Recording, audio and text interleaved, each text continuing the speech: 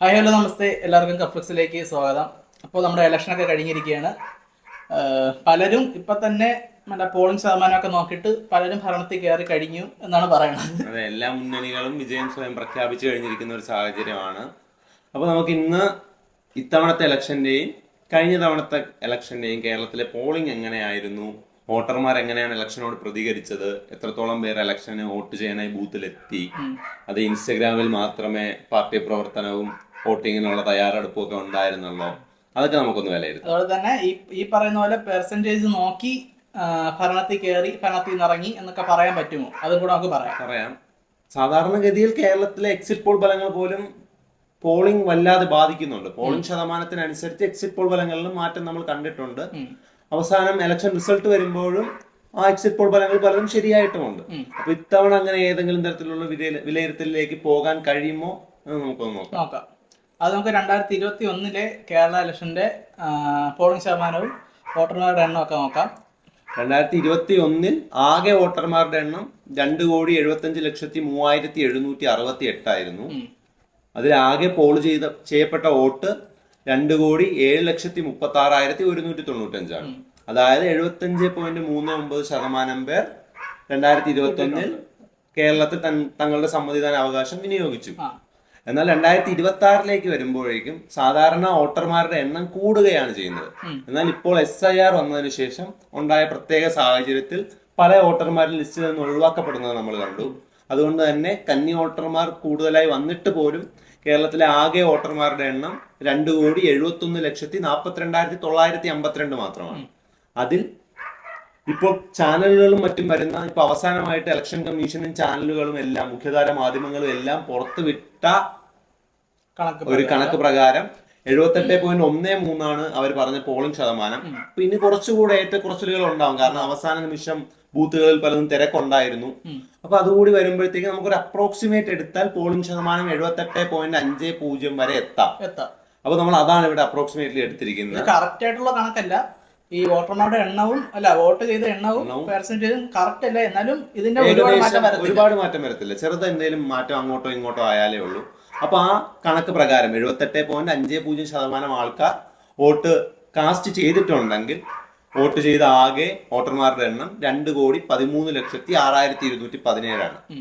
അപ്പൊ രണ്ട് ഡിഫറൻസ് നോക്കിക്കഴിഞ്ഞാൽ, അതായത് 2021 ആകെ വോട്ട് ചെയ്തവരുടെ എണ്ണവും 2026 ആകെ വോട്ട് ചെയ്ത ആളുകളുടെ എണ്ണവും നോക്കിയാൽ 5,70,022 വോട്ടിന്റെ മാത്രം വ്യത്യാസം. ഏകദേശം ഇത് കറക്റ്റ് കണക്കല്ല, കറക്റ്റ് കണക്കുകൾ ഇനി വരാൻ പോകുന്നതേ ഉള്ളൂ. ഈ സാഹചര്യത്തിൽ നമ്മൾ വിലയിരുത്തി നോക്കുമ്പോൾ 5,70,022 അത് കൂടിപ്പോയാൽ ഒരു 6 ലക്ഷമോ 7 ലക്ഷം 7 ലക്ഷത്തിലോട്ടൊന്നും പോകത്തില്ല, 6 ലക്ഷം വരെ വരാം.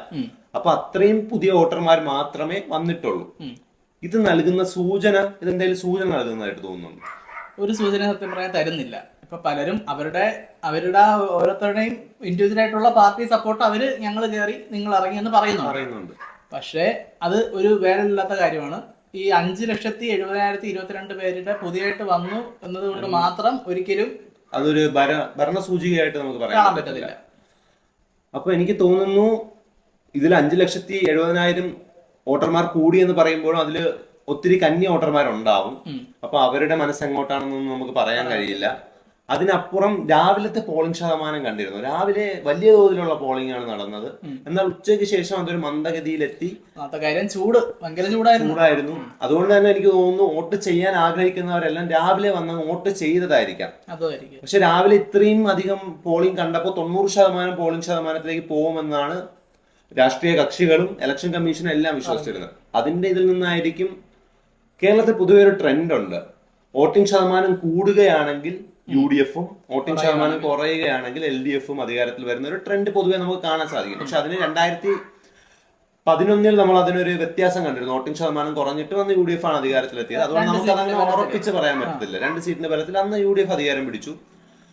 പക്ഷേ രാവിലത്തെ ആ പോളിംഗ് ശതമാനത്തിന്റെ ആ ഒരു കുത്തൊഴുക്ക് കണ്ടപ്പോൾ UDF ക്യാമ്പുകളിൽ ഭയങ്കര പ്രതീക്ഷയും ആഘോഷവും ഒക്കെ ആയിരുന്നു. കാരണം 90% ഒരു ഭരണവിരുദ്ധ വികാരമുണ്ട്. കാരണം അങ്ങനെ ഒരു വികാരം ഉണ്ടെങ്കിൽ മാത്രമേ ഇത്രത്തോളം വോട്ടർമാർ കൂട്ടത്തോടെ എത്തൂ.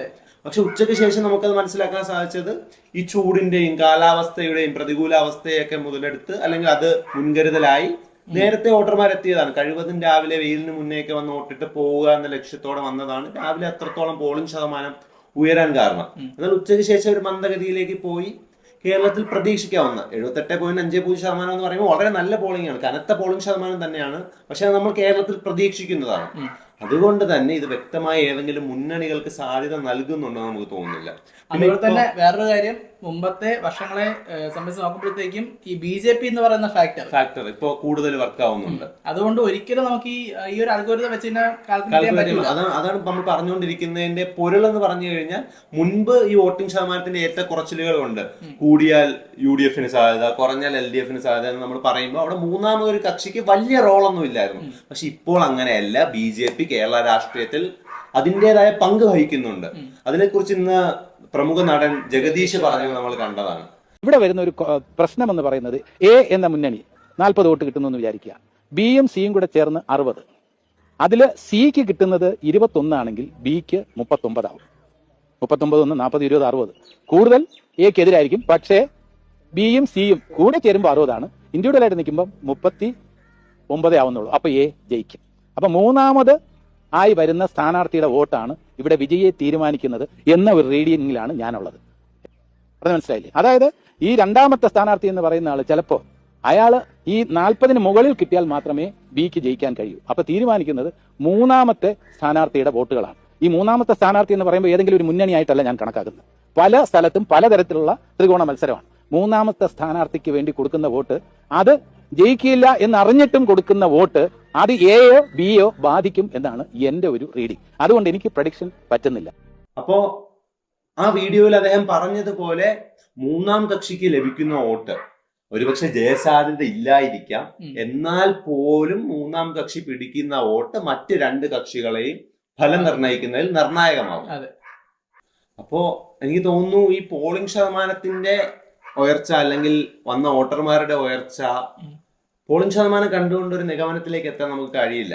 അതുപോലെ തന്നെ ഈ 5,70,022 പേര് മുഴുവൻ ഒരു പാർട്ടിക്ക് വേണ്ടി കൊടുത്തെങ്കിൽ പോലും അതവിടെ ബാധകമാവില്ല. കഴിഞ്ഞ തവണത്തെ പോലെ, കഴിഞ്ഞ തവണ പക്ഷെ ഒരു ഇടതുപക്ഷ തരംഗമായിരുന്നു. 99 സീറ്റിലേക്ക് ഇടതുപക്ഷം എത്തി. അതുപോലെ ഒരു തരംഗം ഉള്ളത് കൊണ്ടാണ് കഴിഞ്ഞ തവണ അത്രത്തോളം ഈ 5 ലക്ഷം കൊണ്ട് പോലും കൂട്ടിയാൽ കൂടില്ല എന്ന് നമ്മൾ പറയുന്ന സാഹചര്യം ഉണ്ട്. പക്ഷെ ഇത്തവണ അത്തരത്തിൽ ഒരു പാർട്ടിക്കും അത്രത്തോളം ഒരു അഡ്വാൻറ്റേജ് കിട്ടുമെന്ന് ഞാൻ വിശ്വസിക്കുന്നില്ല. അതുകൊണ്ട് തന്നെ ഈ 5,70,070,000 വോട്ടുകൾ കൂടിയത്, അല്ലെങ്കിൽ പോളിംഗ് ശതമാനം ഇത്രയും മാത്രമേ കൂടിയിട്ടുള്ളൂ. അപ്പൊ പോളിംഗ് ശതമാനം ഒരു ദിശാസൂചികയാവും എന്ന് ഞാൻ വിശ്വസിക്കുന്നില്ല. മെയ് 4-ന് അറിയാം. അത്രേ പറയാനുള്ളൂ. അതുകൊണ്ട് ആരും ഒന്നും ഇതുവരെ പ്രതീക്ഷിക്കണ്ട. നമുക്ക് മെയ് 4-ന് അറിയാം. അത്രേ ഉള്ളൂ. നമ്മൾ കടുത്ത പോരാട്ടം നടക്കുന്ന മണ്ഡലങ്ങളെ കുറിച്ചെല്ലാം നമ്മൾ മുന്നേ വീഡിയോ ചെയ്തിരുന്നു.